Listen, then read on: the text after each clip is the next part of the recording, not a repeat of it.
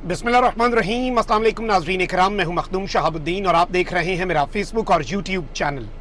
उम्मीद करता हूं आप सब लोग बखैर वाफियत होंगे और जहां भी होंगे अपने अहले खाना समेत खुश भी होंगे और महफूज भी। बड़ी आम तरीन अपडेट्स हैं। एक जानिब तो ISPR में बड़े पैमाने पर तब्दीलियों की खबर है। क्या DG ISPR की तब्दीली होने जा रही है? इस हवाले से कुछ चहमगोइयां चलें और खबर बड़े तगड़े सोर्स की जानिब से आई, लेकिन इस सब के अंदर हकीकत क्या है वो मैं आपके सामने रखूंगा, क्योंकि इतलात ये हमें मौसूल हो रही हैं कि कुछ बहुत बड़े चेंजेस ISPR में देखने को मिलेंगे। इसके साथ ही साथ इमरान खान की एक बहुत बड़ी फतह हुई है और इमरान खान की चीफ जस्टिस पर अदम एतमाद की जो एक स्ट्रैटेजी थी वो काम कर गई है। अब in the next few hours Imran Khan और बुशरा बीबी के लिए कुछ अहम खबरें आएंगी पाकिस्तान के अदालती महाज से, जुडिशल महाज से। साथ ही साथ आपको पता है कि पार्लियामेंट से एक कानून साजी की जा रही है और इस कानून साजी को सुप्रीम कोर्ट की जजमेंट पर एक बॉम्बशेल करार दिया जा रहा है और ये कल पेश हुआ। जो ये अमेंडमेंट का बिल है ये कायमा कमेटी को भेजा गया।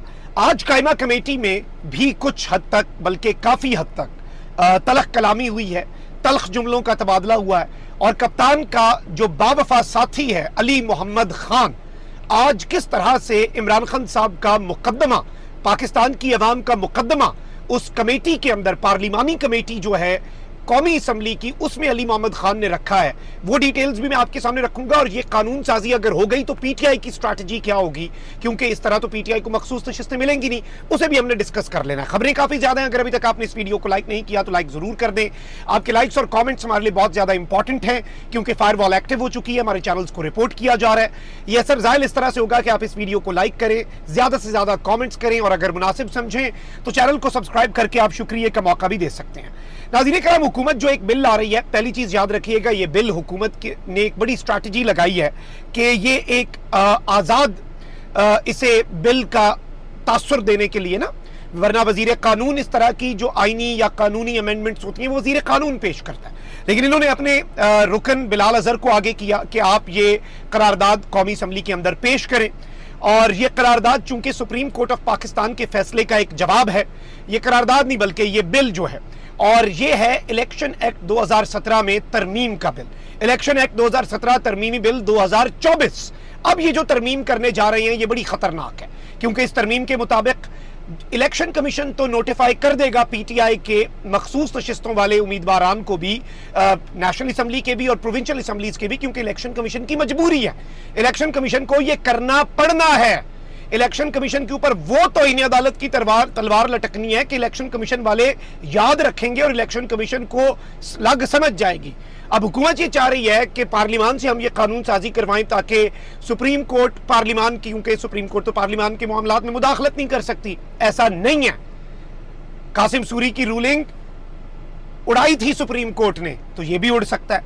लेकिन अब इसमें मैं आपको ये बता दूं कि पार्लियामेंट्री कमेटी जो है उसका इजलास हुआ, कायमा कमेटी बराए पार्लिमानी उमूर का, और इसमें जिसने ये बिल प्रपोज किया है वो भी था, वजीर कानून भी था। इसके अंदर मैं आपको ये बता दूं कि इसमें जब ये बात कर रहे थे कि इन्होंने बताया कि जी सियासी जमात जो है, आज़ाद जो रुकन होता है वो 3 दिन के अंदर अंदर किसी सियासी जमात के साथ वो एसोसिएट अपने आप को कर सकता है। एक दफ़ा किसी के साथ एसोसिएट कर लिया तो फिर वो किसी दूसरी सियासी जमात, ये सुन्नी इत्तेहाद काउंसिल वालों को PTI का जो आर्टिकल 187 एब्सोल्यूट जस्टिस किया है सुप्रीम कोर्ट ने, मुकम्मल इंसाफ का जो कॉन्सेप्ट है उसे जिंदा किया है, उसके ये तदारुक के तौर पर यह कानून साजी हो रही है ना।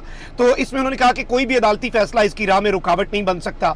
ये मिनिस्टर फॉर लॉ जो है आजम नज़ीर तारड़ साहब, वो भी आके इसके अंदर बोलना शुरू हो गए। तो अली मोहम्मद खान साहब ने पॉइंट आउट किया कि आजम नज़ीर तारड़ साहब, आप ये जिसका है ना उसे करने दें, आप वकील ना बने, ये हुकूमत की तरफ से बिल नहीं आया। आजम नज़ीर तारड़ ने कहा मैं तो वकालत करूंगा, मैं तो ये सब करूंगा।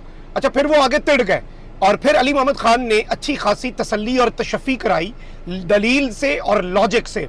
और इलेक्शन कमीशन के सेक्रेटरी की भी अच्छी खासी, आज वो भी इसमें आए हुए थे जो कि जवाबदेह हैं पार्लिमान को। तो इलेक्शन कमीशन के जो सेक्रेटरी साहब हैं ना, उनकी भी काफ़ी हद तक तसल्ली और तशफ़ी अली मोहम्मद खान साहब ने करवाई है।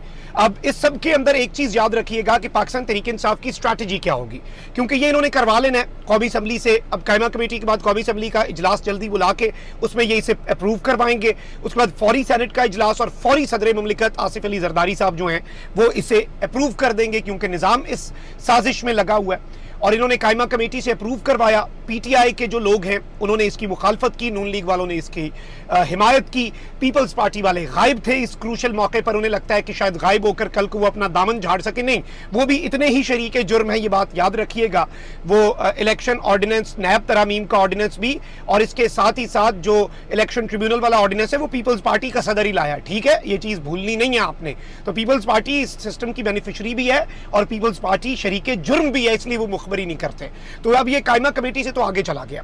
अब पाकिस्तान तहरीक-ए-इंसाफ का ये पक्का इरादा है, ये मैं आपको खबर दे रहा हूं कि जैसे ही सदर मुमलिकत से ये बिल आता है, अप्रूव होता है, दरमियान में अभी क्योंकि नहीं कर सकते, फिर ये मामला लटक जाएगा। पाकिस्तान तहरीक-ए-इंसाफ इसे लेके सीधा सुप्रीम कोर्ट ऑफ पाकिस्तान जाएगी, वहां पे इसे चैलेंज करेगी। अच्छा, कब तक बकरे की मां कब तक खैर मनाएगी? काजी की अदालत 25 अक्टूबर दिन गिन रहे हैं काजी साहब। गर्मी की छुट्टियां सितंबर के मिड में खत्म होनी है, उसके बाद काजी साहब के पास महीना रह जाना है औखा सौखा, या 5 हफ्ते कर लें। 5 हफ्ते तो औखे सौखे गुजर जाएंगे, उसके बाद क्या करेंगे? उसके बाद जो 3 साल के लिए पाकिस्तान का चीफ जस्टिस आ रहा है ना, 3 साल के लिए, उसका तहरीर करदा फैसला है 8-5 वाला, उसने अपने हाथों से वो फैसला लिखा है। तो क्या आपको लगता है कि अदालती डंडा नहीं चलेगा, तो इन्हें अदालत नहीं लगेगी? कासिम सूरी की रूलिंग उड़ सकती है, तो ये अभी पार्लिमान कोई ज्यादा मुकद्दस है, ज्यादा होली काऊ है कि इसमें मुक्तदरा के अपने लाडले बैठे हैं? पार्लिमान तो पार्लिमान है, नजीर भी है हमारे पास, तो इतना आसान नहीं होगा इनके लिए ये सब करना। अच्छा, अब आगे बढ़ते हैं, क्योंकि 3 बड़ी खबरें थी, पहली खबर हमारी कवर हो गई। आगे बढ़ते हैं जी। मुमताज भट्टी साहब हैं जी, सीनियर जर्नलिस्ट हैं, ब्यूरो चीफ हैं। इन्होंने एक ट्वीट किया और ट्वीट ये था कि major general Kamran Tabrez #DGISPR। अब इससे एक तासुर मिला और इससे ये खबर फैल गई ऑब्वियसली, और सोशल मीडिया पर बात चल निकली कि मेजर जनरल साहब जो हैं वो बतौर DGISPR आ रहे हैं। तो यहां पर एक चीज मैं आपको ये बता दूं कि नॉर्मली ISPR जो है ना, उसका DG एक मेजर जनरल ही लगता है। आसिफ गफूर साहब थे, उससे पहले आसिम सलीम बाजवा, आसिफ गफूर, बाबर इफ्तिखार और अभी अहमद शरीफ साहब, ठीक है। फिर उनकी प्रमोशन होती है एज लेफ्टिनेंट जनरल, वो अपना टेन्योर पूरा करते हैं, लेफ्टिनेंट जनरल के तौर पे आते हैं। यूजुअली लेफ्टिनेंट जनरल DGISPR नहीं लगता, ठीक है। मेजर जनरल होता है, नीचे ब्रिगेडियर्स होते हैं। अब आपको एक बात याद रखनी है कि मौजूदा DGISPR लेफ्टिनेंट जनरल हो चुके हैं। जब वो अपना टेन्योर पूरा करेंगे उसके बाद उन्हें कोई कोर भी मिलेगी, जैसे बाबर इफ्तिखार साहब DGISPR से उन्हें कराची की कोर मिल गई, कोर कमांडर कराची बन गए वो।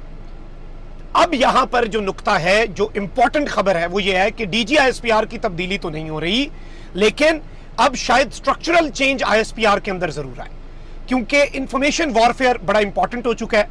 DGISPR ने यह बात भी की कि अब हमें रेगुलरली खुद से आके हमें रेगुलर प्रेस कॉन्फ्रेंसेस करनी पड़ेंगी। ये बात DGISPR कर चुके हैं लेफ्टिनेंट जनरल अहमद शरीफ साहब। तो यहां पर मैं आपको ये बताऊं कि अहमद शरीफ साहब जो हैं वो DGISPR ही रहेंगे, लेफ्टिनेंट जनरल। उनके नीचे ISPR के मामलात को मजीद देखने के लिए एक मेजर जनरल साहब आएंगे। और यह भी खबर आ रही है कि सिर्फ मेजर जनरल कामरान साहब जो हैं वो नहीं, बल्कि 2 मेजर जनरल्स जो हैं वो आएंगे। इससे एक चीज वाज़ेह हो गई, जैसे ISI है, उसे एक लेफ्टिनेंट जनरल हेड करता है और उसके नीचे मेजर जनरल्स होते हैं, वो फिर डिपार्टमेंट्स को हेड करते हैं। इसी तरीके से यह लग रहा है कि ISPR को भी अब फुल टाइम एक लेफ्टिनेंट जनरल जो है वो लीड करेगा, और उसके नीचे ब्रिगेडियर्स नहीं, फिर उसी हायरार्की के तहत उसके नीचे मेजर जनरल्स होंगे, जो एक अमूमी तासुर मिल रहा है। तो अभी तक ये कुछ जराए के हवाले से खबर हमें मिली है, तो ये मैंने कहा आपके सामने रख दूं, क्योंकि इससे एक चीज और वाज़ेह हो जाती है कि फौज का फेक न्यूज या डिजिटल दहशतगर्दी का जो नैरेटिव है, अगर आप इसे उसके कॉन्टेक्स्ट में भी देखें तो ISPR की इंपॉर्टेंस को बढ़ाया गया है by the Pakistan military. ISPR की जो इंफॉर्मेशन विंग है, जो शोबा ताल्लुकात आमा है, तो ये इसे जरा उस इक्वेशन में रखेंगे तो आपको मजीद चीजें समझ आ जाएंगी। अब आ जाते हैं इमरान खान साहब के हवाले से और बुशरा बीबी के हवाले से अहम तरीन केस। इमरान खान साहब और बुशरा बीबी को नए तोशाखाना केस जिसमें गिरफ्तार किया गया है, ये केस, इसमें जमानत पहले ही हो जानी थी, ये लटकती रही। आमिर फारूक साहब और जस्टिस सिमन रफत इम्तियाज साहिबा जो हैं, इनका एक बेंच है।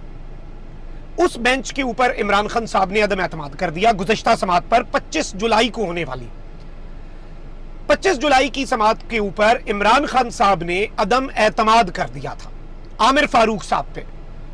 आमिर फारूक साहब ने उस दिन ये कहा था कि अगली दफा आना है ना तो दलाइल अपने तैयार करके आइएगा और जस्टिस बाबर सत्तार का जो बेंच पर एतराज वाला फैसला है ना, वो एतराज वाला फैसला भी पढ़कर आइएगा। अब यहां पर मैं आपको ये बता दूं कि ये बताया जा रहा है कि नया बेंच बन गया इमरान खान साहब और बुशरा बीबी की नए तोशाखाना केस में गिरफ्तारी के खिलाफ दरखास्त जो है उसमें जस्टिस मियां गुल हसन औरंगजेब और जस्टिस अरबाब मोहम्मद ताहिर, ये 2 जजेस हैं। नया बेंच बना है तो इसमें एक चीज तो यह है कि इसमें रिलीफ मिल सकता है, बिग चांस। और इसीलिए बुशरा बीबी को 9 मई के पिंडी के मुकदमात में नामजद किया गया। आमिर फारूक साहब अब डिलेइंग टैक्टिक्स अपना ही नहीं सकेंगे। He is away from this case. Imran Khan साहब का अदम एतमाद काम कर गया, चीफ जस्टिस पीछे हट गया और इसी चीफ जस्टिस आमिर फारूक के खिलाफ इमरान खान साहब अदम एतमाद भी कर चुके हैं। कल उनके ऑफिशियल ट्विटर अकाउंट से ट्वीट भी हो चुका है कि आमिर फारूक को अलग हो जाना चाहिए फर्स्ट प्रायोरिटी में मेरी फैमिली, मेरी पार्टी के केसेस से। तो ये चीजें आपने समझनी है कि इस वक्त ये अभी तक की ताजा तरीन डेवलपमेंट्स थी। अपना बहुत ख्याल रखिए। अल्लाह निगमान, पाकिस्तान जिंदाबाद।